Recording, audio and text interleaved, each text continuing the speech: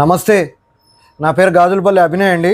నేను ది ప్రొద్దుటూరు ఆర్యవైశ్య యోజన సమాఖ్య ప్రెసిడెంట్. ఇతను చీతిరాల సందీప్ వైస్ ప్రెసిడెంట్, కామిశెట్టి తేజ మన ఊరు మన దుకాణం convener cum executive committee member, Kota Manoj Kumar garu executive committee member come మన ఊరు మన దుకాణం కన్వీనర్. ఈరోజు మేము మీ ముందర రావడానికి ఒక ముఖ్య ఉద్దేశం ఉందండి. అది ఏంటి అంటే, అందరికీ వ్యాపారాలు బాగలేవు, రాష్ట్ర వ్యాప్తంగా బాగలేవు, దేశవ్యాప్తంగా బాగలేవు, అసలు బాడిగలు కట్టడమే అగమ్య గోచరంగా మారిపోయింది అనే విధంగా వార్తలు వస్తూ ఉన్నాయి.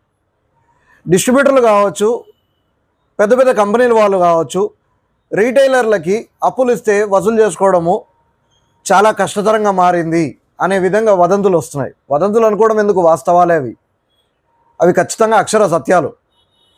ఎందుకు కారణం మీకు అందరికీ తెలిసిన విషయమే కదా.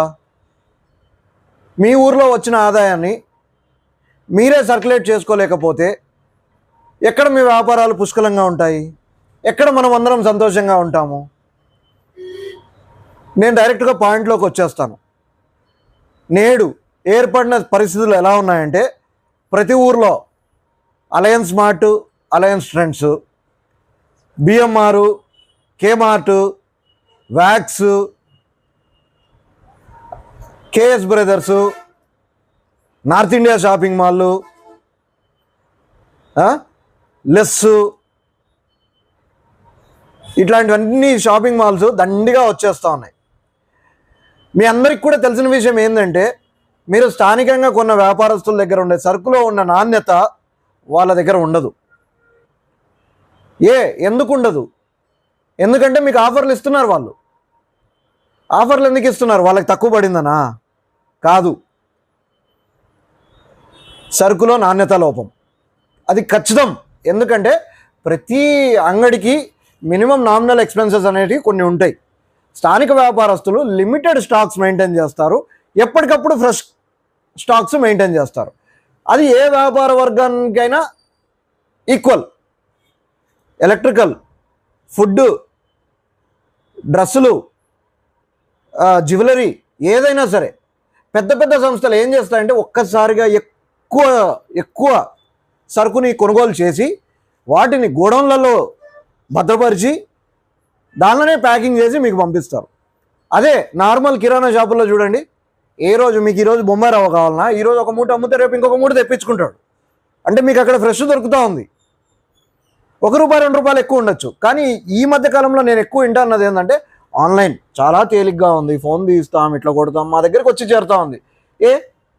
వయసు అయిపోయిందా? కాళ్ళు చేతులు బాగానే ఉన్నాయి కదండి. మన తండ్రులు తాతలు అందరూ 10 షాపులు తిరిగి ఊరు వివరాలు తెలుసుకొని, ఎక్కడ నాణ్యమైన సరుకు దొరుకుతుందో తెలుసుకొని కొనే టైం ఉండింది. వాళ్ళు సంపాదించిన ఆదాయాలు ఇప్పుడు మనకున్నాయా? కాంపిటేటివ్ వరల్డ్లో వాళ్ళు సంపాదించిన మనం సంపాదించగలుగుతామా? లేదే. అయినప్పటికీ ఎప్పుడూ బిజీ అనే మాట ఎందుకు వస్తూ ఉంది? వెళ్ళండి, లేవండి, అంగళ్ళు తిరగండి, 10 మందితో కమ్యూనికేట్ చేయండి, ఊర్లో జరుగుతున్న పరిస్థితుల గురించి ఆరా తీయండి. నేను ఇందాక చెప్పినట్టుగా ఆ కార్పొరేట్ సంస్థలకు మీరంతా డబ్బులు తీసుకొని పోయి పెట్టడం వల్ల ఏమవుతుందంటే, ఏ బాంబేలోనో ఏ కలకత్తాలోనో ఉండేవాడు బాగుపడతాడే తప్ప మీ ఊరేం బాగుపడినట్టు, మీ వ్యాపారాలు ఏం బాగుపడినట్టు? మీరేం సంతోషంగా ఉంటారు? పండగలు వస్తున్నాయి, పోతున్నాయి. పండగ కల్లుడు వస్తున్నాడు, పోతున్నాడు. ఎన్కేసిన ఆస్తులు ఏంటంటే శూన్యం. ఎందుకని? ఎందుకంటే డబ్బు రొటేట్ అవ్వట్లేదు. కారణం, మనం పోయి మన దగ్గర ఉన్న సొమ్మునంతా ఎక్కడో స్థిరపడిపోయిన వాడి ఖాతాల్లోకి జమ చేస్తున్నాం. అర్థమవుతుంది అనుకుంటే క్లియర్గా అందరికీ. మేము మా తరపు నుంచి ఆర్యవైశ్య యువజన సమాఖ్య ప్రొద్దుటూరు మన ఊరు మన దుకాణం అనే కార్యక్రమాన్ని 8 నెలల కిందటే ప్రారంభించింది. దీనిని మాకు చేతనైనంత దూరం దొల్లిస్తూనే ఉన్నాము. పెద్ద పెద్ద నాయకుల దగ్గరికి తీసుకొని పోయినాము, పెద్ద పెద్ద ప్రజాప్రతినిధులతో మాట్లాడినాము. కానీ మీ అందరి సహాయ సహకారాలు లేకోకుండా ఇక ముందుకు నడవలేము. మీరు బాగుండాలా, మేము బాగుండాలా, ప్రతి వ్యాపారస్తుడు బాగుండాలా, అంటే మనం చేయాల్సిన కార్యక్రమము, తదుపరి కార్యక్రమము స్థానిక వ్యాపారస్తుల్నే ప్రోత్సహించాలా. లోకల్గా ఉన్న కిరాణా షాపులలో కొనుగోలు చేయండి, లోకల్గా ఉన్న బట్టల అంగడ్లలో కొనుగోలు చేయండి. ఇది మేమేమి మిమ్మల్ని రిక్వెస్ట్ చేయట్లేదు, ఎందుకంటే మేము నాసిరకం సరుకు తెచ్చి మిమ్మల్ని కొనుక్కోమని బతిమలాడితే అది రిక్వెస్ట్ చేసినట్టు. A1 సరుకు ప్రతి స్థానిక వ్యాపారస్తులు అమ్మేది A1 సరుకు. కంపేర్ చేసుకోండి, వెళ్ళండి, చూడండి, నచ్చితేనే కొనండి, నచ్చకపోతే వెనక్కి వెళ్ళిపోండి. ఎన్నో ఎన్నో ఎన్నో చూసింటారు మీరు, ప్రతి షాపింగ్ మాల్కి వెళ్ళింటారు. సిటీలలో ఏమవుతా ఉందంటే ఆ ట్రాఫిక్ సమస్యలు, ఇంకోటి 1.25 కారణాల చేత వాళ్ళు వెళ్ళలేకపోతున్నారు. మనం ఎందుకు కదలలేకున్నాం? ఆ కాలంలో అంటే మా నాన్న వాళ్ళ తరంలో కానీ మా తాతల తరంలో కానీ ఉన్న ఓపిక ఇప్పుడు ఎందుకు కోల్పోతున్నారు జనాలు? వాళ్ళు చేయగలిగిన కార్యక్రమాలు మనం ఎందుకు చేయలేకపోతున్నాం? ఈ రోజుకి ఎంత బాధగా ఉంది అంటే, వినాయక చవితి వచ్చింది అని చెప్పేసి మా అంగళ్ళ దగ్గరికి అంతా చందాల కోసం వస్తున్నారు. మేము మా అంగడి ముందర బోర్డు పెట్టినాం, మీరు ఆన్లైన్లలో కార్పొరేట్ షాపులలో కొనని వాళ్ళు అయితే వచ్చి చందాలు అడగండి అని చెప్పేసి. మొన్న ఇటీవల ఈ మధ్యనే వేరే వాళ్ళకి ఆరోగ్యం బాగలేదు, సాయం చేయండి అని మన దగ్గరికి వచ్చినారు. మా కమిటీ మెంబర్లు ఇద్దరిని అడిగినారు, ఏం సాయం చేయాలా, ఎట్లా సాయం చేయాలా? మేము ఆనందంగా లేమే, మా దగ్గర పుస్తకాలంటే డబ్బులు దొరకట్లేదే, ఎట్లా సాయం చేయాలి? వెళ్ళండి, మీరు ఎక్కడైతే కొనుగోలు చేస్తున్నారో ఆ అంగడి యజమానిని అడగండి, ఏ ఆన్లైన్లో అయితే పెడుతున్నారో వాళ్ళకి మెయిల్ పెట్టండి.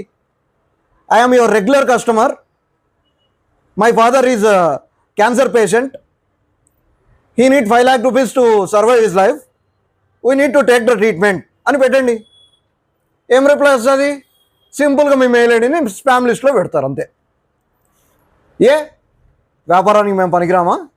సేవా కార్యక్రమాలకు మాత్రమే మేము కావాలా స్థానిక వ్యాపారస్తులము? మీరు బాగుండాలా, మీ ద్వారా మాకు వ్యాపారం రావాలా, మా ద్వారా 10 మందికి సాయం చేసే అవకాశం మాకు రావాలా. ఎంతో మనోవేదనతో ఎంతోమంది స్థానిక వ్యాపారస్తుల బాధలు చూసి ఈ విధంగా మాట్లాడాల్సిన పరిస్థితి ఈరోజు ఈ వీడియో ద్వారా మిమ్మల్ని చేరుకోవాలని ప్రయత్నిస్తాం. దయచేసి ఈ వీడియోకి లైకులు, డిస్లైకులు, కామెంట్లు కాదు మాకు కావాల్సింది, షేర్ చేయండి. రాష్ట్ర వ్యాప్తంగా ఉండే చిరు స్థానిక వ్యాపారస్తుల ప్రతి ఒక్కరికి ఈ వీడియో చేరేలాగా చేయండి. నలుమూలలకి చేరాలా, రాజకీయ నాయకులకి చేరాలా, ముఖ్యమంత్రికి చేరాలా, ప్రధానమంత్రికి చేరాలా, ప్రతి ఒక్కరికి చేరాలా. ప్రతి ఊరిలో ఎదుర్కొంటున్న సమస్య ఇదే అనేసి వాళ్ళ దృష్టిలోకి పోవాలా. క్రమశిక్షణతో కూడిన వ్యాపార నియమాలను నియమించాలి. ఎంతో ఎంతో బాధపడుతున్నారు ప్రజలు. సంక్షేమ పథకాలు కాదు కావాల్సింది మాకు, మా వ్యాపారాలని మమ్మల్ని స్థిమితంగా చేసుకొని ఇస్తే చాలు. లక్షలు కోట్లు పెట్టుబడి పెట్టి ఖాళీగా కూర్చుంటున్నాం, బోనీలు కూడా కావట్లేదు. కరెంటు బిల్లులలో సబ్సిడీలు లేవు మాకు, పన్నుల్లో రాయితీలు ఉండవు మాకు, రేషన్ కార్డులు లేవు మాకు, ఆరోగ్యశ్రీ కార్డులు లేవు మాకు. కానీ మేము ఇవేమీ మిమ్మల్ని అడగట్లేదు. మేము కేవలం కోరుకునేది మా వ్యాపారాలని మమ్మల్ని చేసుకొనివ్వండి. పెద్ద పెద్ద కార్పొరేట్ సంస్థల్ని 4 లక్షల లోపు జనాభా ఉన్న ఊర్లకు రానికోకుండా చర్యలు చేపట్టండి. ఎంతోమంది అనుభవజ్ఞులు, వ్యాపార విశ్లేషకులు, రాజకీయ విశ్లేషకులతో ప్రభుత్వం ఎంతో అంగరంగ వైభవంగా ఏర్పడింది. ఇప్పుడు మీరందరూ డిస్కస్ చేయండి, రాష్ట్రంలో వ్యాపారస్తుల ఉనికిని కోల్పోకోకుండా చర్యలు చేపట్టండి. స్థానిక వ్యాపారస్తులు బాగుంటే ఆటోమేటిక్గా మా కాళ్ళపైన మేము నిలబడగలము, ఓ 10 మందికి జీవనోపాధి కల్పించగలము. ప్రభుత్వం దగ్గర చేతులు చాపి అడుక్కునే పరిస్థితి మాకు వద్దు. దయచేసి సహకరించండి, స్థానిక వ్యాపారస్తుల్ని బతకనివ్వండి. వాళ్ళకు పిల్లలు ఉన్నారు, వాళ్ళకు కుటుంబాలు ఉన్నాయి, వాళ్ళు చదువుకోవాలా. ఏ ఒక్క స్థానిక వ్యాపారస్తుడు కిరాణా షాపు లేకపోతే కోవిడ్ టైంలో మీ పరిస్థితి ఏందో ఊహించుకోండి. ఆ రోజు ఏ సూపర్ మార్కెట్లు లేవు, ఏ షాపింగ్ మాల్లు లేవు. ఆన్లైన్లో వచ్చిన సరుకు నాణ్యమైందా కాదా అని మీరు ముందే చూడగలుగుతున్నారా? చూడలేదు కదా. ఇప్పుడు దాంట్లో ఏమేసి వచ్చినాడో మీకు తెలుసా? మంచినీళ్ళతో కడిగినాడు, మురికి నీళ్ళతో కడిగినారు, మీరు చూసినారా? ఇవన్నీ పరిగణించాల్సిన విషయాలే. డైరెక్ట్గా అంగడంగడి తిరగండి, వ్యాపారస్తుల్ని కలవండి. రోజు రోజుకి పరిస్థితులు దిగజారిపోతున్నాయి.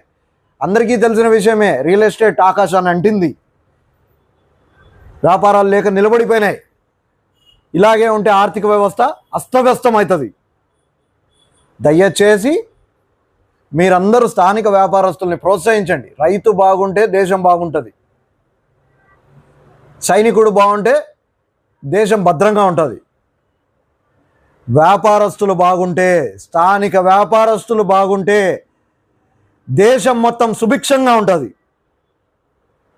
ఇది ఎంత ఇంటర్లింక్ అయిన ప్రాసెస్.